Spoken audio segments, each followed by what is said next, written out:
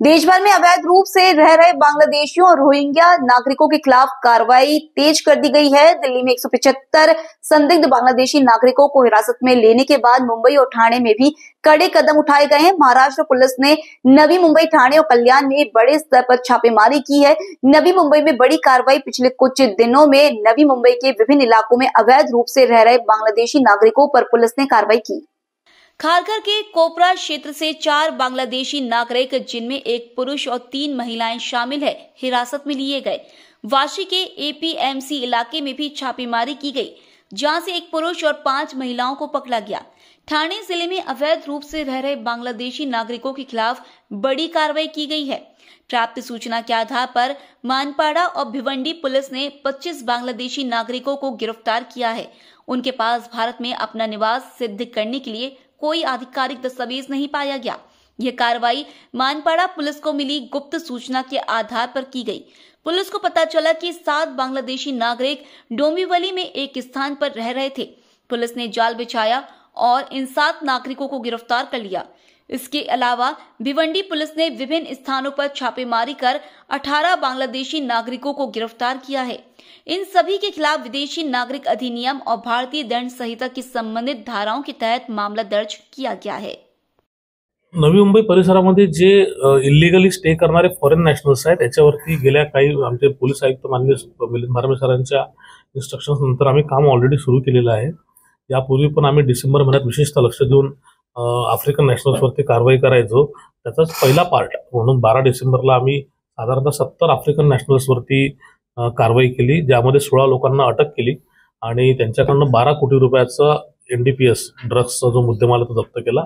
या व्यतिरिक्त जे इलिगल बांगलादेशी आपल्या नवी मुंबई परिसरात राहतात, जे घरकाम किंवा गडीकाम असं लेबरसारखं काम अशा कामामध्ये इन्व्हॉल्व आहेत, ज्यांच्या चेहरेपट्ट्यावरनं हे लक्षात येत नाही ते कुठल्या देशाचे नागरिक आहेत किंवा ज्यांच्याकडे कागदपत्र मागितले असतात ते फोर्स डॉक्युमेंट सादर करतात इंडियन, अशा लोकांवरती सुद्धा आम्ही कारवाई करून परवाच एक साधारणतः 10 लोकांना अटक केलेली आहे, ज्यांच्याकडे भारतीय नागरिक असल्याचा कुठलाही पुरावा नव्हता।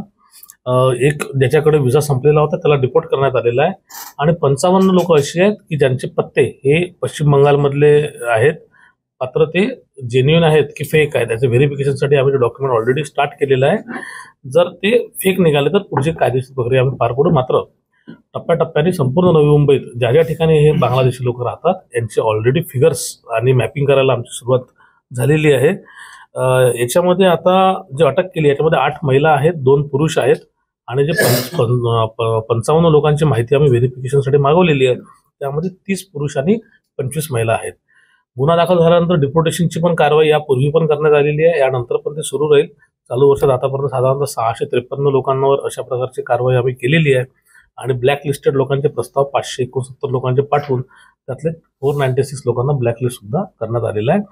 फॉरेन नॅशनल्सची आम्ही FRR मुंबईकडे बायोमेट्रिक घेतोय, आयरिस घेतोय, जेणेकरून एकदा कारवाई करून डिपोर्ट झाला तर परत तो आपल्या देशात येऊ नये वैध मार्गाने, आणि जर तो अवैध मार्गाने आला तर पुन्हा त्याच्यावरती कारवाई करणं सोपं होईल आणि जास्त शिक्षा असणारे कलम त्याच्यामध्ये अंतर्भूत करता येईल। या उद्देशाने सगळं सुरू आहे। लोकांना आमचं आव्हान आहे की अशा परकीय नागरिक ज्यांच्यावर त्यांना संशय आहे अशा लोकांचा जो नंबर मी ऑलरेडी ASTUPIचा दिला आहे त्यांनी संपर्क साधावा, अशी माहिती द्यावी। आमची टीम येईल, व्हेरिफिकेशन करेल आणि जी योग्य कारवाई ती त्या ठिकाणी केली जाईल।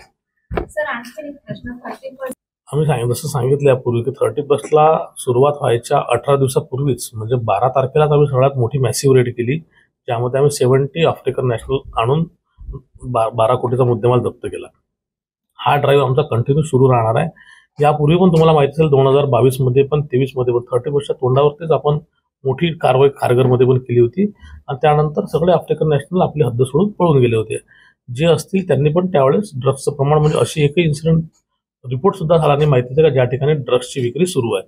त्यामुळे ड्रग्सवरती Navi Mumbai police drug free Navi Mumbai आणि वुमन सेफ्टी ह्या दोन्ही गोष्टींना अतिशय जास्त महत्त्व आमच्याकडे आम्ही ऑलरेडी द्यायला सुरुवात केली। आमच्या पोलीस आयुक्त भारंबे सरांच्या ज्या काही संकल्पना आहेत त्यातनं ड्रग्सवरती कडक कारवाई करणे आमच्या परीनं करतोच आहे, पण नागरिकांकडनं म्हणजे जे आता घरमालक अशा ड्रग्स विकणाऱ्या लोकांना आसरा देतात, घर देतात, त्यांच्यावरती पण कडक कारवाई करणे, असे एजंट्स जे अशा लोकांना घरं मिळवून देणे त्यांना पण गुन्ह्यामध्ये आरोपी बनवणे, प्लस जे लोक इन्व्हिटेशन लेटर त्यांना देऊन त्या देशात इकडे बोलवतात अशा लोकांची पण चौकशी करणे, ह्या सगळ्या अँगलने आम्ही ड्रग्स फ्री नवी मुंबई करण्याचा प्रयत्न करतो. पनवेल साईड असेल या ग्रामीण भागांमध्ये फार्मर्सची सगळ्या फार्मर्सची यादी आमच्याकडे आहे.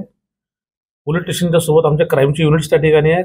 फार्मर्समध्ये ज्या ठिकाणी पार्टी असेल तिथे कॉन्ट्रॅक्ट कोणाला मिळालेला आहे, खाण्याचा पिण्याचा जो काही कॉन्ट्रॅक्ट असेल कोणाला मिळाला, अशा लोकांची पण यादी आम्ही करायला सुरुवात केलेली आहे.